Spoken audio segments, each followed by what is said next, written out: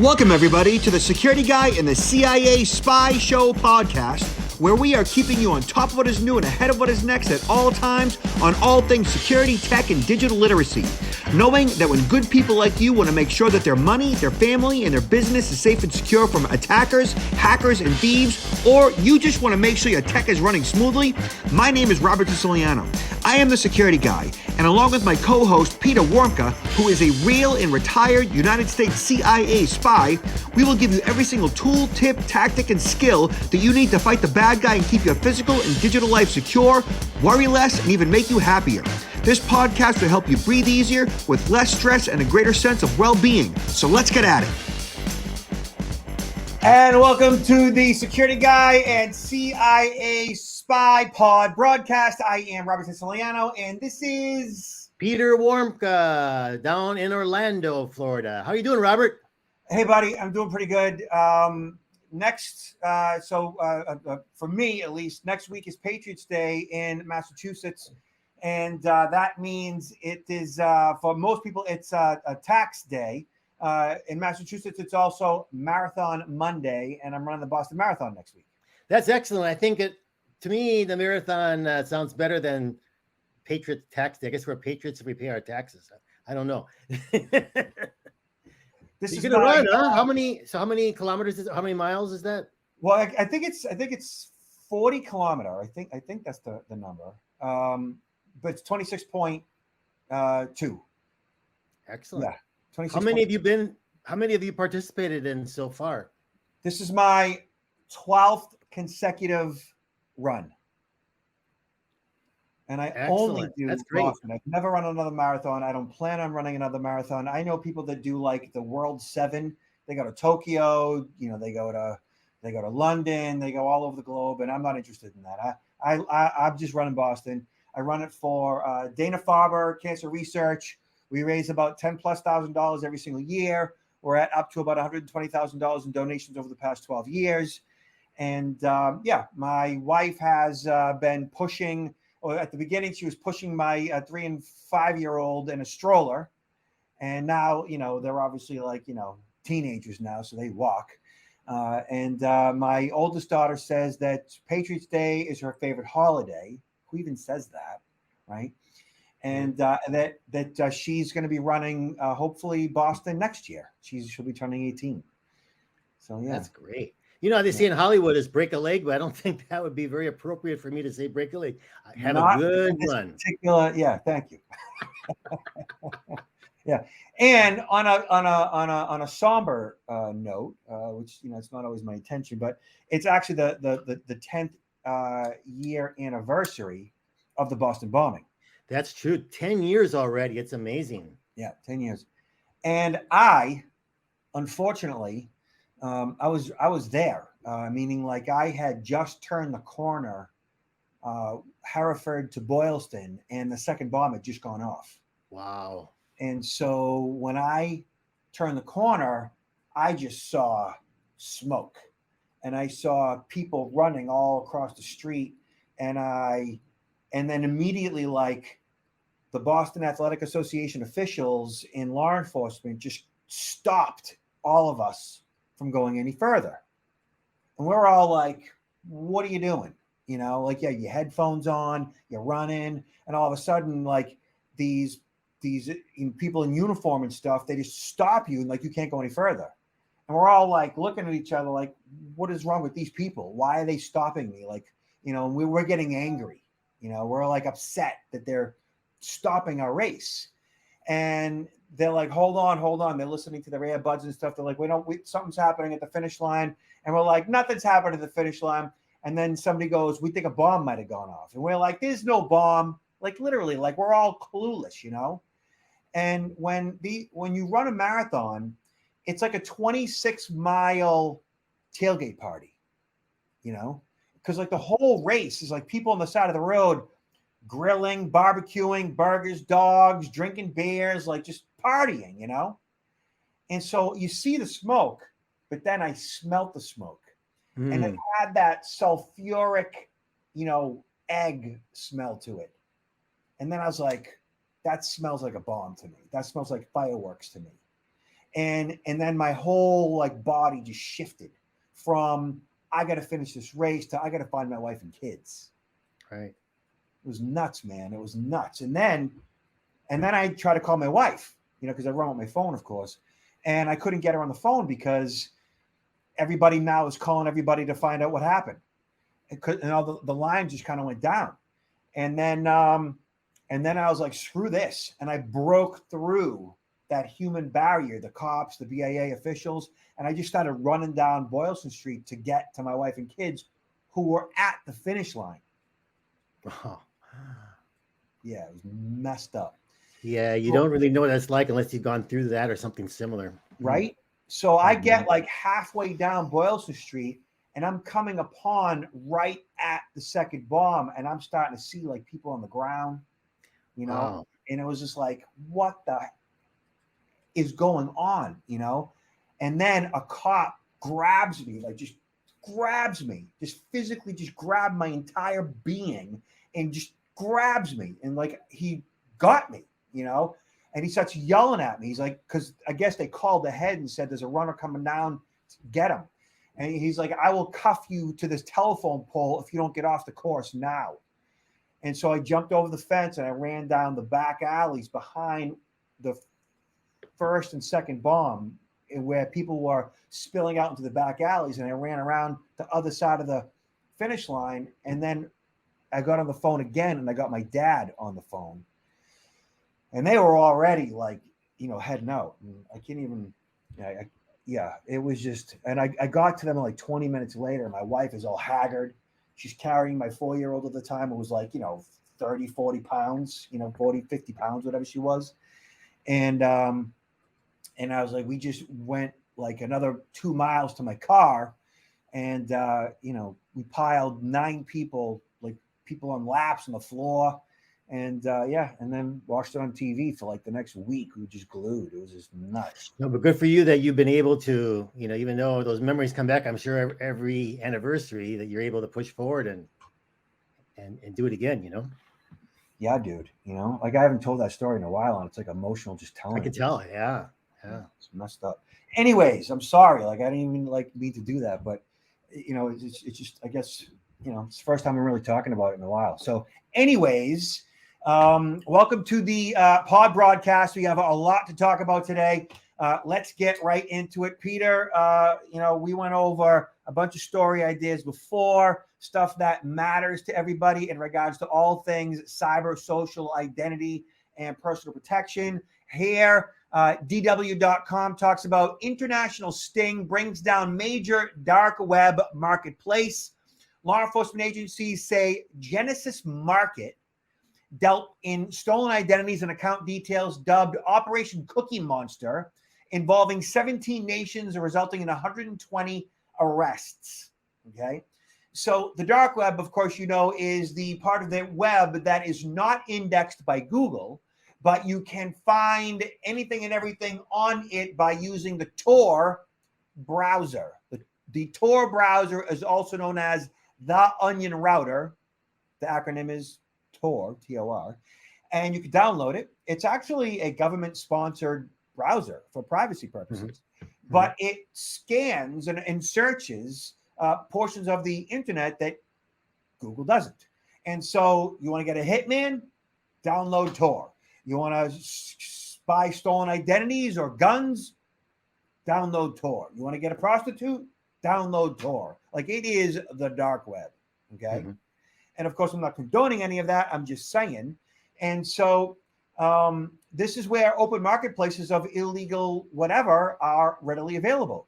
And so the article goes on to say that Britain's NCA estimates that Genesis has stolen more than 80 million credentials and digital fingerprints from over 2 million individuals. Right? The site, which has been active since 2018, right? So that's 5 years, specializing in the sale of digital products that have been stolen with the help of so-called malware. Such digital products can allow criminals to bypass security measures such as multi-factor authentication or device fingerprinting. It's not as easy said than done, but certainly some malware can do that. Authorities say users had to know about the site in order to purchase stolen identities, which are sold for anywhere from fractions of pennies to hundreds of dollars, depending on their importance and availability. Law enforcement teams from Australia, Canada, Denmark, Estonia, Finland, France, Germany, Iceland, Italy, New Zealand, Poland, Romania, Spain, Sweden, Switzerland were among those participating in the sting. I don't see China or Russia in there for obvious reasons. So Peter, I've actually had criminals email me my social security number, basically just flexing their muscles, showing me how cool they are, and that I am, compromised. And I'm like, yeah, whatever, you got my social, big deal. I got a credit freeze, I have identity theft protection. I've got, I'm monitoring my sensitive information. So I have essentially made my social, for most new account fraud, useless to a thief by, getting that credit freeze. No, it's very important because it's really hard to safeguard our social security number. I mean, we can do all we can as individuals, but so often we have to use that social security number when we're doing, when we're registering for something, even if we go to the doctor, right? They're asking for it, even though they don't necessarily need it. But that social security number is out in so many different places. And there's been so many breaches where that number has come into the possession of these criminals. This is a really good example. I'm glad you are highlighting it because we don't see enough of this. Both the fact that this group has been taken down and the fact that there's been an effort across 14 different countries that have coordinated and cooperated in these arrests. So that's one of the few good stories, we see from time to time. Yeah. I love the fact that you brought that up. How often, as a CIA operative, how often did you work with other countries? Oh, it's a case-by-case basis because it depends on, you have your friends, you have your enemies, and you have people kind of in the middle. You have, at the end of the day, every country cares about itself, right? So they'll collaborate with you if they feel that there is a common threat, whether it's a common threat, it's the Russia, a common threat is terrorism. You have countries that will cooperate on these different things, but then on everything else, they don't want you as the United States, the representative of the United States, conducting any espionage on their soil, right? So It all depends. You get agencies that will cooperate to a certain degree, and there's some that won't cooperate at all. In this particular scenario, it's likely that China and Russia are benefiting from the cybercrime. North Korea definitely, of course. So therefore, there's going to be no cooperation at all from them. Right? Well, they didn't say here, but it'd be interesting to see. They had these arrests. Are those individuals arrested then in the country where they've conducted these operations, and they're going to be prosecuted according to the law in those countries, and not necessarily extradited to other countries? I mean, correct. Yeah. Some might just get a tap on, a slap on the wrist. Other ones might get some jail time. Who knows? And Peter, in the course of, you being out there and speaking and training and meeting all kinds of people, I'm sure, as you expose criminal hackers and what they do and how they do it, that sometimes people might say to you, if these hackers, if they use their skills for good, how much money would they make? Don't people say that to you all the time? Why don't they use their skills for good? Right. Oh yeah. But I think there's always, unfortunately, there's always more money in being a criminal than there is in trying to prevent criminals. I mean, look at it. Tech News World, top salary for cyber criminals can exceed $1 million. This is April 5th. This is just right around recently. If crime doesn't pay, some cyber criminals wouldn't know it. A top team member at a cybercrime outfit like Conti can make an estimated $1.1 million a year. Since cybercrime groups don't file reports with the SEC, the salary earned by a top moneymaker and a large criminal enterprise like Conti represents the best guess by Trend Micro based on leaked information about the group and its estimated revenue of $150 to $180 million in the course of a year. Yeah, that's salary, but you need to increase that because they're not paying taxes like we do. If we were to make $1 million, wish I were to make $1 million, but if we were to do that, look at how much taxes would come out of that. And these guys, they don't even pay taxes on that, so it's a lot more than that. All right, let's go to Elon Musk's Twitter and via Fast Company. Twitter two-factor authentication changes how to avoid maybe getting locked out of your account. So let's talk about this real quick. So many Twitter users risk losing access to the Twitter accounts after this weekend. The issue at hand is Twitter's previously announced move to revoke text-based two-factor authentication from all Twitter users who do not subscribe to Twitter Blue. So two-factor authentication, of course, is a critical measure that most good web services offer. It requires that you enter a code anytime you log in. In addition to your regular username and password, the code is delivered via a text message or authenticator app when they attempt to log in, and it helps to ensure that bad actors who have obtained your username and passcode can't access your account because they don't have your phone in their possession. What Twitter is doing is mandating that those who want to receive two-factor codes via text message subscribe to Twitter Blue to keep doing so. So basically what this is about, for those of you who don't know, and if you don't have a Twitter account or don't care about a Twitter account, that's fine. The story is still for you because it's really about the ethics and the security around two-factor authentication.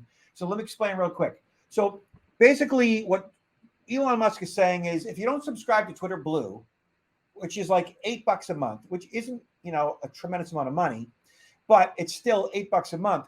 If you don't subscribe to Twitter Blue, then you can't have two-factor authentication. Now, of course, there's a cost revolving around two-factor authentication. We get that. But to charge for two-factor authentication, this is the first of its kind that I've ever seen. Okay, I've never seen a company charge for two-factor authentication. They generally roll it into their whatever they're whatever they're offering, they roll it into whatever the fees are. But when you are the product, like on Facebook, you are the product, they charge it basically or write it off in advertising dollars. Okay. Right.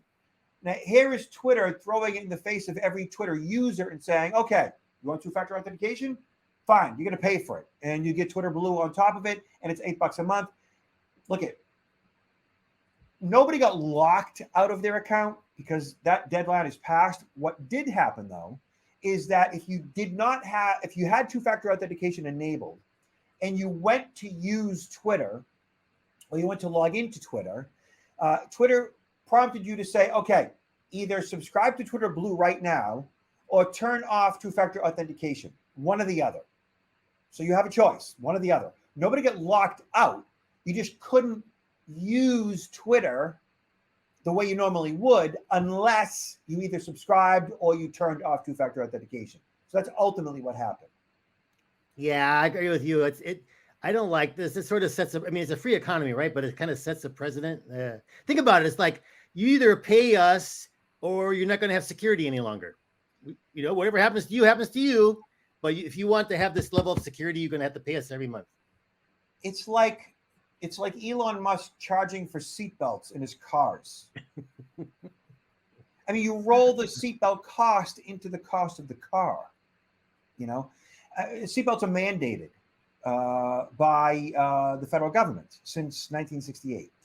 Anyways, I think that government should mandate two-factor authentication too, because not having two-factor authentication makes you extremely vulnerable. Now, two-factor authentication is not bulletproof. We know that. However, it is one of the, if not the best course of action against your accounts being compromised, especially like the article mentions, if the bad guy has your username, which in the case of Twitter is your handle, in the case of many other accounts, it's an account number and or it's an email address. And if they have your passcode, because you might use the same passcode across multiple accounts, and that passcode might have been breached either in a phishing email or in some type of another data breach, and bad guys stuff your credentials into Twitter and eBay and PayPal and Amazon and everything else, well, they're in. Well, if you have two-factor authentication set up on Twitter and PayPal and eBay and Amazon and so forth, they can have your username, they can have your passcode, they can try to get in, but if two-factor authentication is enabled, they would need your mobile phone in order to get access. Mm-hmm. Mm-hmm. So not having two-factor authentication and making users pay for it, I think it's dumb. It's a dumb business move. It's, I think ethically it's wrong, It'd be interesting to see actually at the end of the day, how many people became new subscribers to Blue versus how many people just stopped using two-factor authentication and continue to use Twitter without it. I think all of your major corporations are definitely going to pay the $8 because nobody wants to be that company that did not pay the $8 for two-factor authentication. The companies, yes, but individuals? I don't see a lot of people doing it. Yeah, me either. Yeah. That's unfortunate. Yeah, it's unfortunate, and it just sets a bad example and a bad precedent. Okay. Check this out, Peter. So here's an article from Daily Mail. Can you spot deepfake from a real person? World's first certified deepfakes warn viewers not to trust everything they see online. Peter, I know because you're one of the world's foremost experts on this, and I know you speak about it. Just define for the peeps deepfakes and what they're all about. Well, deepfakes, basically the term comes back to like 2016, 2017, when synthetic media, such as starting with photographs, but it can be videos and it can even be the voice, where it can be manipulated so that what you're seeing in a picture, you can substitute, different things in the background, or even a person. You might use the body of one individual with the face of another. Same thing with the video. You might be able to see someone like, and there's been videos of Tom Cruise or Barack Obama, former President Barack Obama, where it looks like them actually speaking, but it's not them. It's somebody else that's using their voice and their mannerisms. It's to create this actually fake media. There's been recently, I think most people would have seen this, deepfake photographs of former President Donald Trump getting arrested on the streets. I mean, they look real, right? There was even one recently of Pope Francis wearing this really chic white winter jacket that was just, but they look real. They look really, really real. And the concern is now that it's getting to the point where people are not going to be able to differentiate between real videos, real photographs, or even the real voice compared to something that could be altered and made a deep fake. And so this is the danger. How do we protect individuals from falling for deepfakes? Deepfakes can be great for entertainment purposes, but they can also be used, they are used, and they will be increasingly being used by criminals to basically, defraud individuals. And so how do we differentiate? And I think this is an example where they want to show how they can be labeled as deepfakes to protect individuals. Okay. So Revel AI claims to have released the world's first certified deepfake. Let's see what this is about. That's showing this individual is actually it's not her. She's actually a prominent individual who speaks about deepfakes, and that's her image, but it's not her speaking. This video was made with deepfakes, and the point is that they want to be able to show how important it is to be able to certify a deepfake, for individuals to see that and know that it's a deepfake that's being used. But my concern is the following: it's like, do we, if we were to have a currency out there, or maybe say any sort of video, there's going to be people that can say, okay, we're going to certify that this is a deepfake, and everyone's going to know. But the bad people are not going to certify that what they're producing is a deepfake. And so it's almost, for that to work, I think you almost are going to have to certify authentic media as being authentic, because trying to certify something as being fake, if the criminals don't also certify it as fake, you're not going to meet the goal, meet the spirit of this. Yeah, I think that with the advancement of AI like ChatGPT, and other forms of AI, I think it's just a matter of time until we're going to see a significant world event as a result of the creation of deepfake video that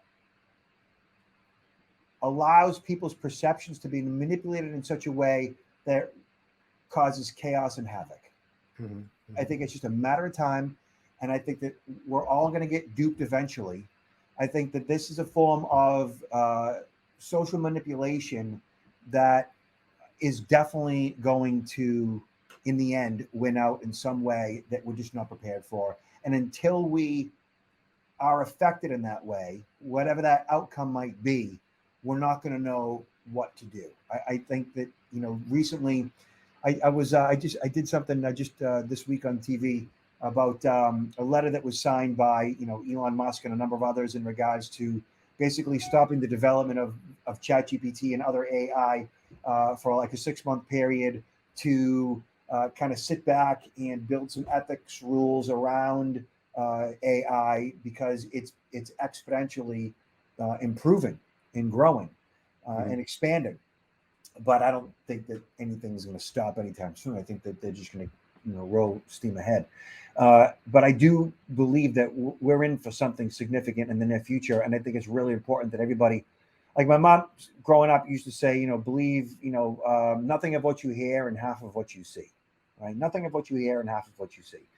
And today, it's nothing of what you hear, and I don't know if I believe what I see either at this point. But we are more, based on our backgrounds, we are more, I think, cautious and more guarded than a lot of people. There's a lot of people that just tend to, believe or trust anything, and especially if you're able to visualize it, right? It's not just reading about it somewhere, but you're actually visualize somebody saying something.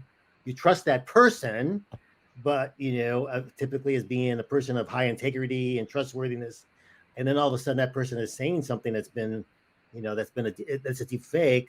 A lot of people are just going to follow and believe it. That individual said or did this activity without even questioning it. This is the real danger. Definitely freaked out. All right, Peter. So tell everybody where you're at, website address, what you got going on. What you want to promote? Well, I'm in Orlando, but I'm also globally and virtually, and you can see about my activities on my website, counterintelligence-institute.com. I'm in the process of preparing a lot of material going forward for different presentations that I'm going to be giving keynotes at. Also in the process of writing another book that's going to be released very soon. I'll say that for another day. But yeah, a lot of activities, a lot of hard work, as you know, Robert, that as things continuously evolve, it's a lot of work just keeping up with it, but let alone trying to educate people on these different trends. There's no time to rest. It really is not. No. And so get Peter's book on Amazon, Confessions of a CIA Spy, The Art of Human Hacking. All right. Thank you.